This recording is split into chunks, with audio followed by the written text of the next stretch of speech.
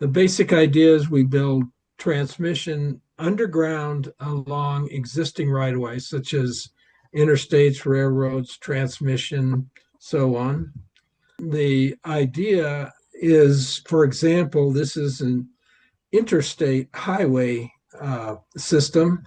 It's 26,000 miles, 10 gigawatts. We also propose to upgrade the high voltage AC system, 55,000 miles. 400 converters that convert between the high voltage AC and the high voltage DC. It's a $1 trillion project like the Works Progress Administration that Roosevelt did. It would be a great employment.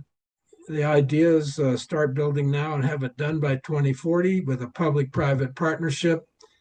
It could be paid for. This is one way to do it, like we do toll roads, where every time you put a kilowatt hour on anywhere in the network, you put it on in Arizona and it shows up in New York or wherever. Because this network basically moves electric energy at the speed of light over the whole nation, which allows you a real a market. And if you did it that way, it'd be no taxpayer dollars.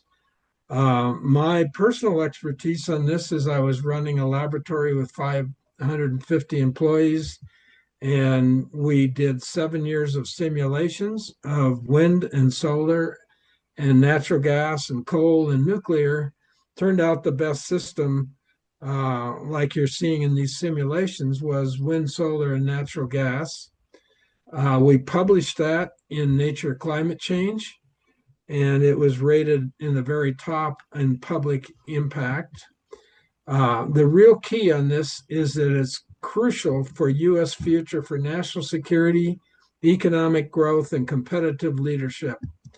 Why is this so crucial?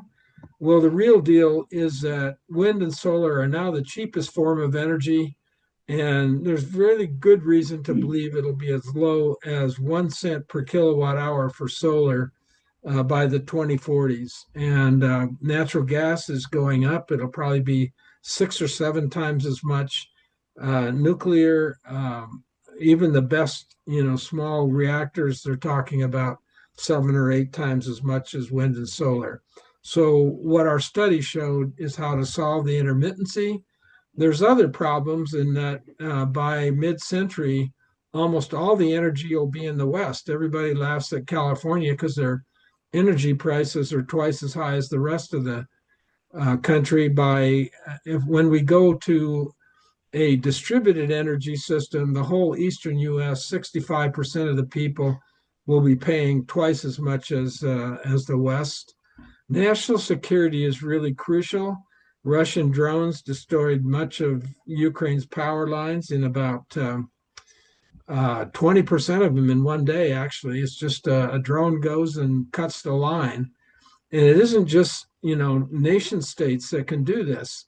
You can have any disgruntled person buy a drone and cut down a 750 kilovolt line that goes from east to west in the Northeast and knock out a significant part of the grid.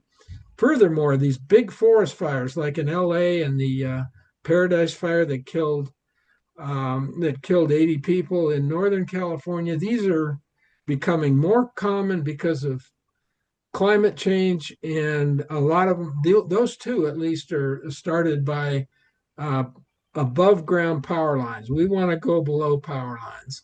So once every century, there's a giant infrastructure project. Lincoln in 1862, the Transcontinental Railroads, Eisenhower in 1956. If the United States is not going to be a third-class power, we should be building a supergrid. Graph on the right shows that we can't build overground transmission in the United States. It's gone essentially close to zero, but China is building these giant 12 gigawatt lines for a network. They're overground, but China, of course, can say to any village, you're going off the map because we're going to put a power line through. So the basic idea is the United States needs a modern electricity grid to be the world leader that it is.